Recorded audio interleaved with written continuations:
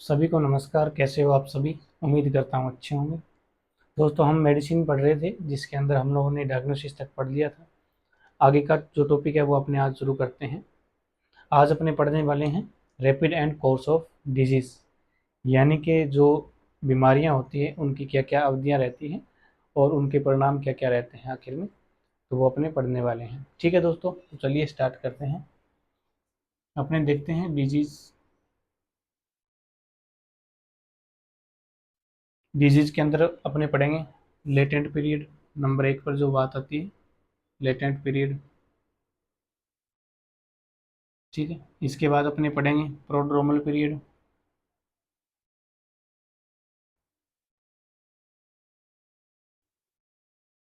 इसके बाद में अपने पढ़ेंगे पीरियड ऑफ मैनिफेस्टेशन।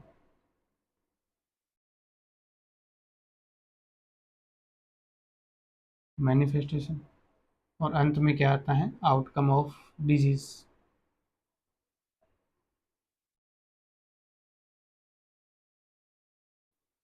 तो ये अपने क्या है, कुछ पीरियड्स हैं वो अपने आज पढ़ेंगे, जिसमें लेटेंट पीरियड होगा, प्रोड्रोमल पीरियड होगा, पीरियड ऑफ मैनिफेस्टेशन होगा और अंत में क्या होता है? Outcome of disease. यानी कि कोई भी बीमारी होती है उसका जो आउटकम परिणाम क्या रहता है, तो वो अपने पढ़ने वाले हैं। ठीक है, इसके अंदर अपने देखते हैं तो परिणाम क्या क्या रह सकते हैं। भी कोई भी बीमारी है उसका परिणाम क्या हो सकता है? या तो रिकवरी हो सकता है। ठीक है, यानी कि कोई भी बीमारी क्या है, रिकवरी हो सकती है। और नंबर 2 पर बात करते हैं तो रिलैप्स।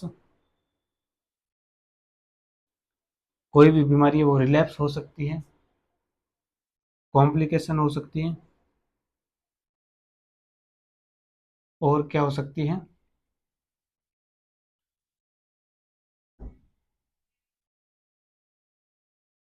कॉन्वल्सन हो सकती है और अंतिम में क्या होता है कोई भी बीमारी की वजह से?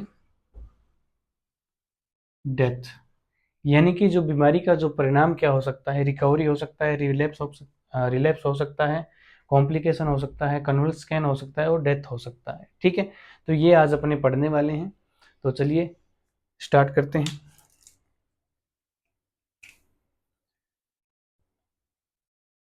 उससे पहले अपने देखते हैं थोड़ा सा, जितनी भी डिजीज हैं उनको इन्फ्लामेटरी के आधार पर दो भागों में डिवाइड किया जा सकता है। किस प्रकार से? नंबर 1 पर लिखिए आप, इन्फ्लामेटरी डिजीज।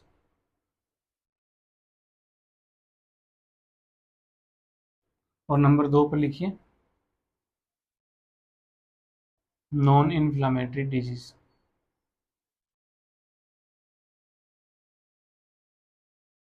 ठीक है, इन्फ्लामेशन के आधार पर दो भागों में डिवाइड किया जा सकता है, एक तो इन्फ्लामेटरी डिजीज और एक है नॉन इन्फ्लामेटरी डिजीज। ठीक है, इन्फ्लामेटरी डिजीज की अगर अपनी बात करें तो इसके 5 मोस्ट साइन मिलते हैं।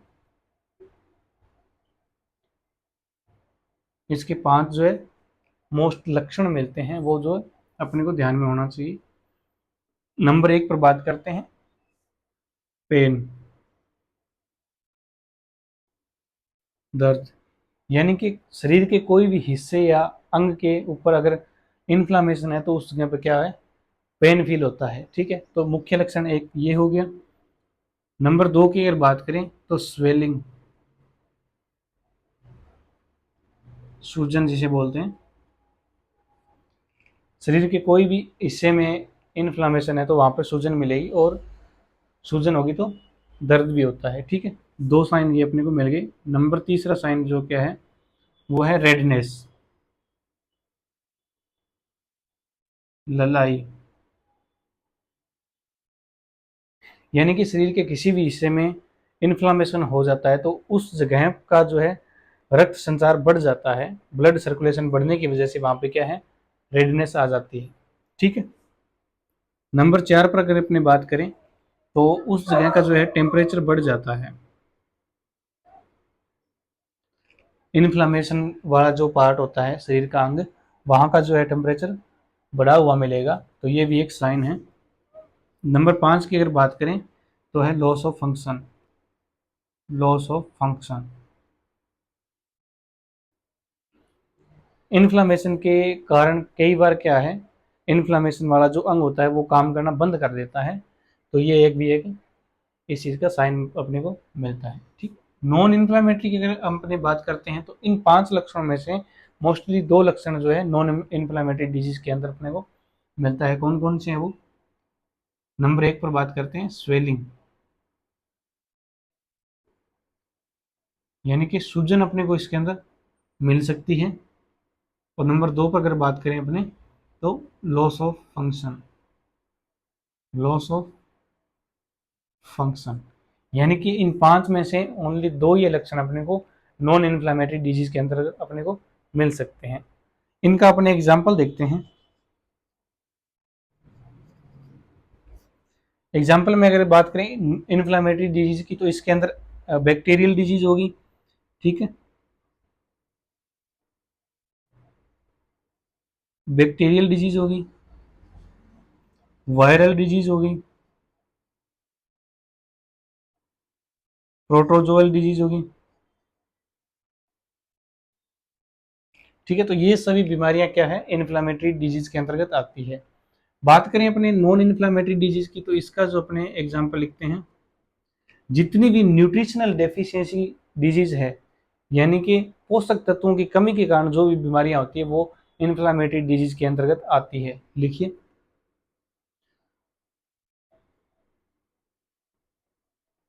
न्यूट्रिशनल डेफिशिएंसी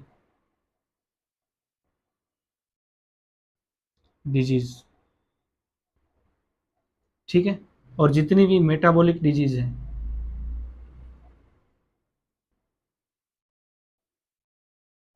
ठीक है, तो ये क्या आती है, नॉन इन्फ्लामेटरी डिजीज के अंतर्गत आती है। ठीक है, उम्मीद करता हूँ यहाँ तक आपको समझ में आया होगा। आगे अपने पढ़ते हैं अवधियां, जो अभी अपने बात कर रहे थे। नंबर 1 पर आप लिखिए लेटेंट पीरियड। लेटेंट पीरियड क्या होता है?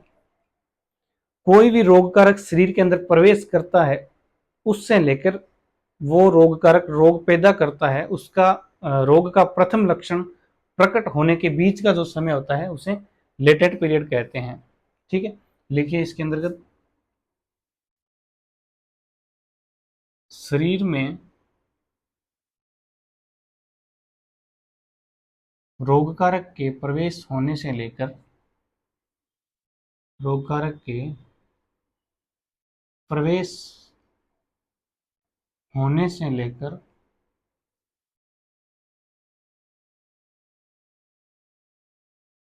रोग के प्रथम लक्षण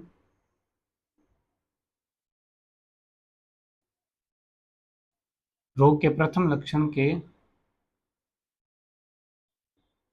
प्रकट होने के बीच का समय,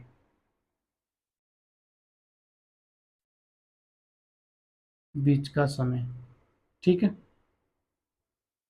यानी कि कोई रोग कारक जो है एक्स समय पर शरीर के अंदर प्रवेश करता है और वाई समय पर क्या है, रोग का प्रथम लक्षण प्रकट हो जाता है। तो इसके जो बीच का जो समय लगता है उस समय को बोलते हैं लेटेंट पीरियड। ठीक है, इस लेटेंट पीरियड को एक नाम से और भी बुलाते हैं, जिसे बोलते हैं इंक्यूबेशन पीरियड।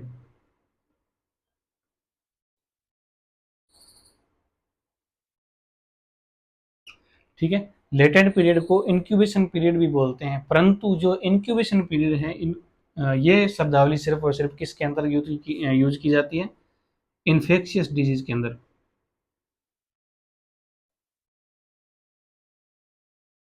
यानी जितनी भी इन्फेक्शियस डिजीज है उन बीमारियों के अंदर इंक्यूबेशन पीरियड शब्दावली यूज की जाती है। ठीक है, हालांकि इंक्यूबेशन और लेटेंट पीरियड दोनों की जो है परिभाषा सेम है, परंतु इंक्यूबेशन पीरियड ये शब्दावली यूज की जाती है इन्फेक्शियस डिजीज के अंतर्गत। ठीक है, उम्मीद करता हूँ समझ में आ गया होगा। नंबर 2 पर बात करते हैं प्रोड्रोमल पीरियड।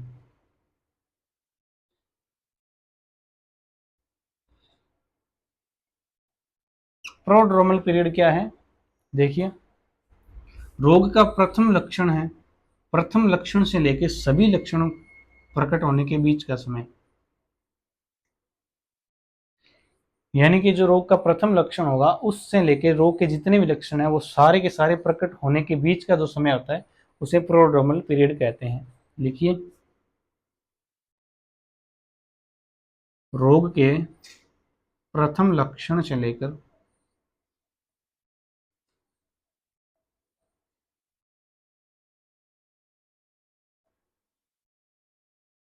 सभी लक्षण प्रकट होने के बीच का समय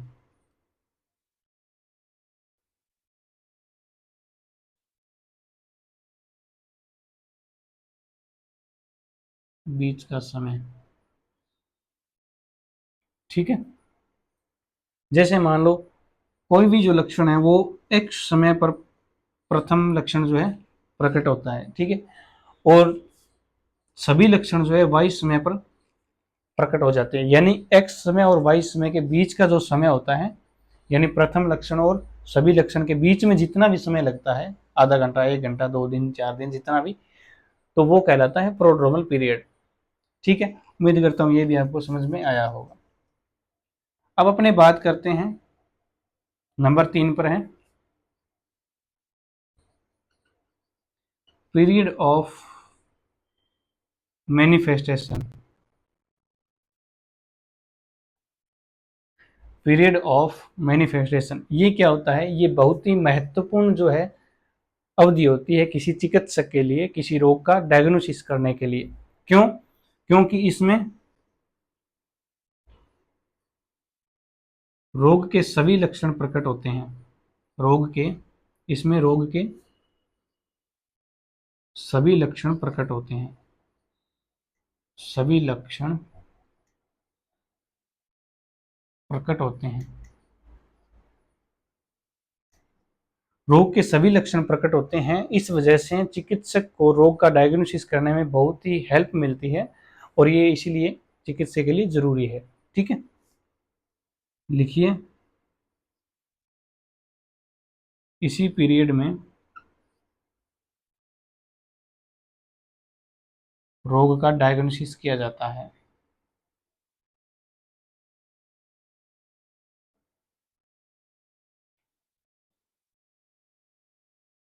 ठीक है, उम्मीद करता हूँ ये आपको समझ में आया होगा पीरियड ऑफ मैनिफेस्टेशन। अगला अपने बात करते हैं आउटकम ऑफ डिजीज की, यानी कि कोई भी बीमारी है उसका परिणाम क्या रह सकता है। 4 नंबर पर बात करेंगे आउटकम ऑफ डिजीज, यानी कि कोई भी बीमारी है उसका परिणाम क्या रह सकता है। तो परिणाम रह सकता है, ए नंबर पर लगाइए, रिकवरी। यानी कोई बीमारी है वो रिकवर हो सकती है। रिकवर की कैसे हो सकती है? रिकवरी के भी 2 प्रकार हैं। 1 नंबर पे लिखिए आप, कंप्लीट रिकवरी।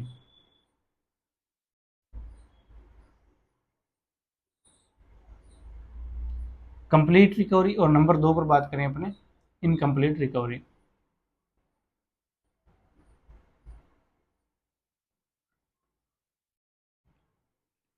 अब अपने बात करते हैं कंप्लीट रिकवरी। कंप्लीट रिकवरी क्या है? जैसे कोई पशु है अभी बिल्कुल स्वस्थ है, उसको कोई बीमारी हो गई, ठीक है, तो उस बीमारी के ठीक होने के बाद में अगर पहले की तरह ही सेम टू सेम अगर पशु सही हो जाता है तो उसे कंप्लीट रिकवरी कहते हैं। ठीक है, जैसे किसी कोई एनिमल जो है 10 लीटर दूध पर टाइम का देता है, ठीक है, उसको कोई बीमारी हो गई और बीमारी होने के ठीक बाद में भी वो तुरंत उसका जो मिल्क प्रोडक्शन है वो पहले के जितना यानी 10 लीटर पर टाइम का हो जाता है, तो वो क्या कहलाती है? कंप्लीट रिकवरी कहलाती है। ठीक है, और उसी प्रकार अगर इनकम्प्लीट रिकवरी में क्या होता है, यानी किसी पशु का जो है मिल्क प्रोडक्शन 10 लीटर पर टाइम का है और बीमारी के ठीक होने के बाद में वो 10 लीटर से कम हो जाता है, जैसे मान लो 5, 7 जितना भी हो जाता है, यानी कि 10 लीटर उतना उतना नहीं हो पाता है, तो उसे बोलते हैं इनकम्प्लीट रिकवरी। ठीक है, इनकम्प्लीट किसी भी प्रकार से हो सकती है, चाहे मिल्क प्रोडक्शन से हो सकती है, चाहे लॉस ऑफ फंक्शन या किसी प्रकार से हो सकती है, कार्यशीलता में भी। ठीक है, तो उसे इनकम्प्लीट रिकवरी बोलते हैं। अगला अपने बात करते हैं आउटकम ऑफ डिजीज के अंदर दूसरा पॉइंट है रिलैप्स। रिलैप्स क्या होता है समझिए, यानी कि कोई बीमारी धीरे धीरे ठीक हो रही है, परंतु उसकी पशु की जो है इम्यूनिटी डाउन होने की वजह से वो बीमारी वापस फैल जाती है उसी पशु के अंदर, तो उसे बोलते हैं रिलैप्स। ठीक है, तो इसके अंदर लिखिए बीमारी के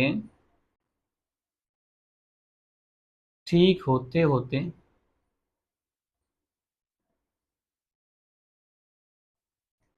पुनः उसी बीमारी से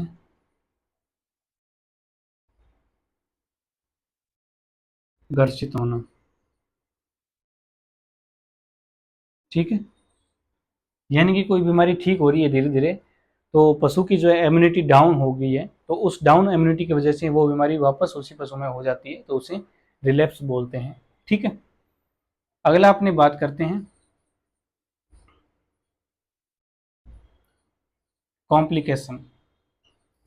कॉम्प्लिकेशन क्या होता है, यानी किसी प्राथमिक बीमारी के ठीक होने की वजह से पशु की जो इम्यूनिटी डाउन हुई थी, उस डाउन इम्यूनिटी के चलते शरीर के अंदर दूसरी बीमारियां जो पैदा हो जाती है, तो उसे बोलते हैं कॉम्प्लिकेशन। लिखिए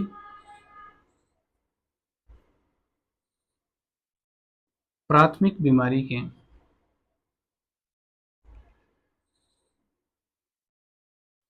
ठीक होने के बाद, प्राथमिक बीमारी के ठीक होने के बाद पशु की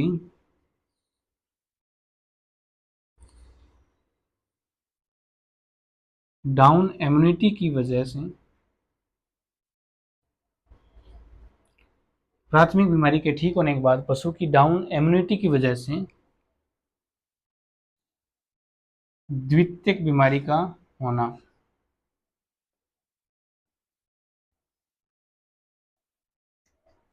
ठीक है, यानी जो प्राथमिक बीमारी है वो तो ठीक होगी, परंतु जो है पशु शरीर की जो इम्यूनिटी डाउन हुई थी, उस वजह से जो है द्वितीयक बीमारी शरीर के अंदर पैदा हो जाती है, तो उसे बोलते हैं कॉम्प्लिकेशन।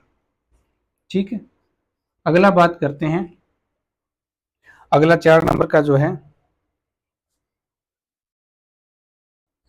कॉन्वल स्कैन। ये क्या होता है,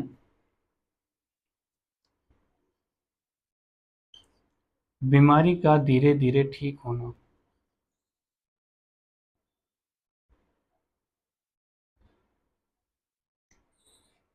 यानी कोई भी बीमारी है वो धीरे धीरे ठीक हो रही है, तो उसे कॉन्वल स्कैन बोलते हैं। ठीक है, साधारण सी बात है। अगला 5 नंबर का जो है, 5 नंबर पे लगाइए आप डेथ।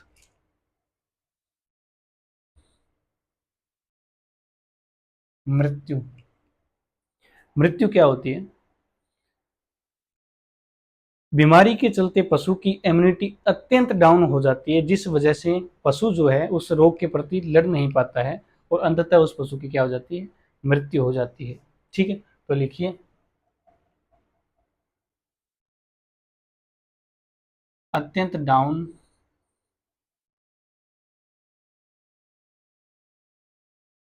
इम्यूनिटी की वजह से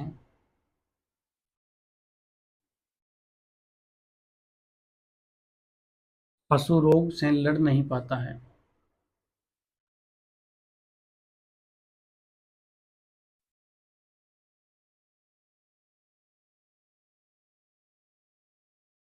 वह उसकी अंततः उसकी मृत्यु हो जाती है।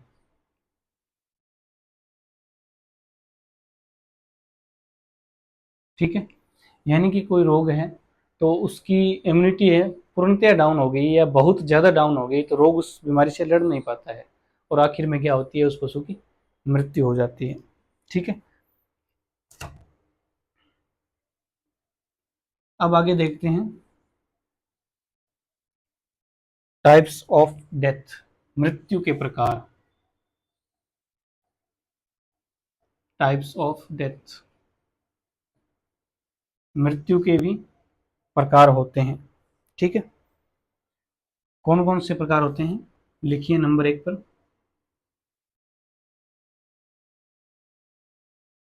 एपरेंट डेथ, ठीक है। एपरेंट डेथ कौन सी होती है, इसके अंदर लिखिए शरीर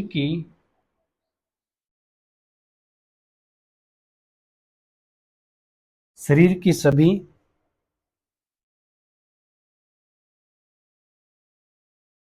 जैविक क्रियाएं अत्यंत मंद पड़ जाती है तथा पशु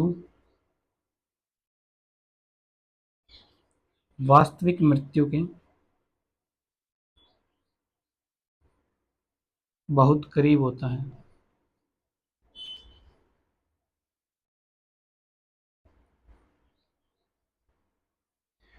यानी कि शरीर की जितनी भी जैविक क्रियाएं हैं वो मंद मंद पड़ जाती है और जो है वास्तविक मृत्यु होती है उसके बिल्कुल करीब होता है। यानी कि पशु का जो है श्वास लेना या जो भी क्रियाएं हैं एक्सरसाइज, ठीक है, शरीर का हिलाना, पूंछ हिलाना, कान हिलाना, ये बिल्कुल मंद पड़ जाते हैं।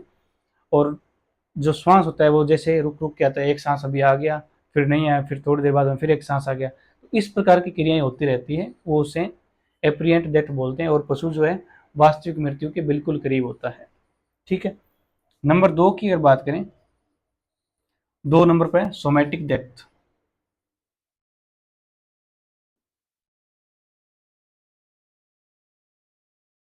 सोमैटिक डेथ कौन सी होती है,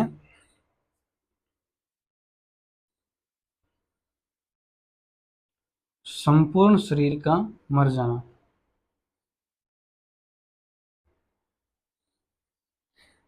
यानी पूरे शरीर का जो है मर जाना, यानी कि शरीर के अंदर कोई भी हलचल नहीं रहती है, कोई भी नो एक्टिविटी, तो उसे क्या बोलते हैं, सोमैटिक डेथ बोलते हैं। ठीक है।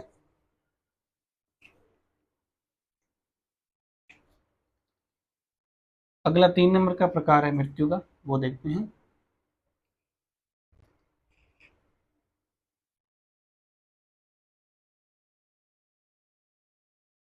Molecular death. मोलिकुलर डेथ कौन सी होती है, शरीर के सभी ऊतकों का मर जाना। यानी शरीर के अंदर जितने भी ऊतक हैं वो सारे के सारे क्रिया विहीन हो जाते हैं, सारे के सारे मर जाते हैं, तो उस प्रकार की डेथ को क्या बोलते हैं, मोलिकुलर डेथ बोलते हैं। ठीक है। नंबर 4 पर अगर बात करते हैं, इंट्रा यूटेराइन डेथ।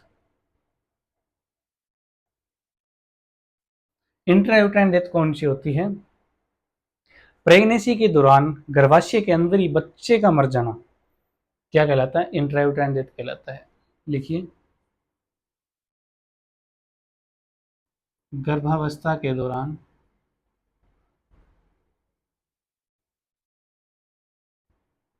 गर्भाशय में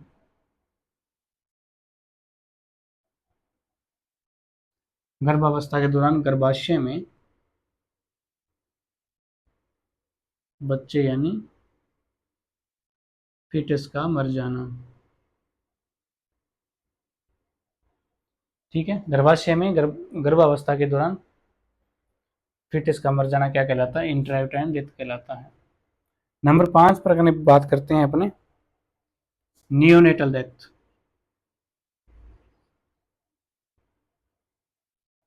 नियोनेटल डेथ कौन सी होती है,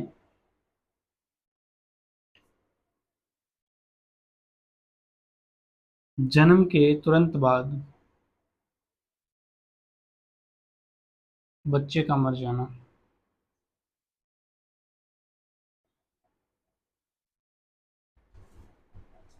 ठीक है। यानी कोई भी पशु है वो अभी उसका पार्चुरेशन हुआ है और तुरंत उसका बच्चा मर जाता है, तो वो क्या कहलाता है, नियोनेटल डेथ कहलाता है। ठीक है। अब अपने बात करते हैं साइन ऑफ डेथ, यानी कि मृत्यु के क्या क्या लक्षण हैं, किस प्रकार से अपने किसी भी पशु या किसी भी को मृत घोषित कर सकते हैं। ठीक है, तो इसके अंदर लिखिए आप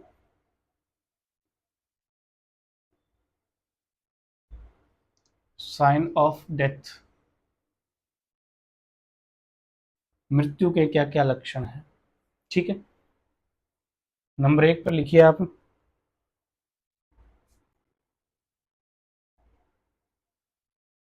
सीजेशन ऑफ रेस्पिरेशन, यानी कि श्वसन का रुक जाना। किसी भी पशु का अगर श्वसन क्रिया जो है रुक गई है तो उसे अपने मृत घोषित कर सकते हैं। ठीक है, दूसरा जो साइन है वो है cessation of circulation system,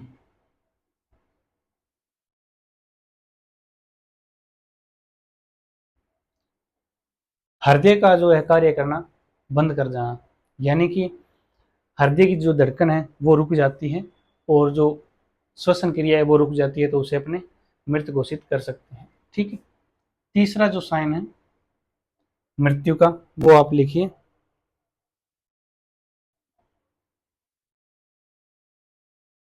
pupal dilated, यानी कि जो आंख की जो पुतली है वो फूल जाती है, तो ये भी एक क्या है, मृत्यु का साइन है। 4 नंबर की अगर बात करते हैं,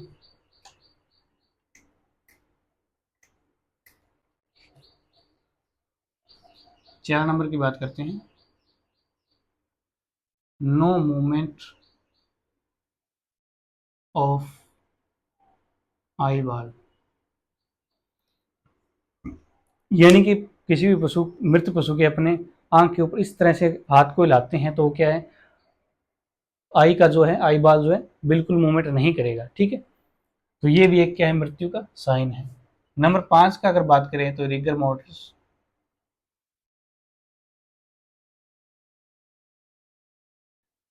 प्रेजेंट। ठीक है, रिगर मोर्टिस यानी कि शरीर संपूर्ण शरीर का अकड़ जाना, ये एक स्थिति होती है जो मृत्यु के बाद में हो जाती है, प्रेजेंट हो जाती है। ठीक है, तो इस सभी साइन को अपने देखते हुए किसी भी जानवर को मृत घोषित कर सकते हैं। ठीक है दोस्तों, आज की क्लास में इतना ही, बाकी का अपने नेक्स्ट क्लास में पढ़ेंगे। तब तक के लिए जय हिंद, वंदे मातरम।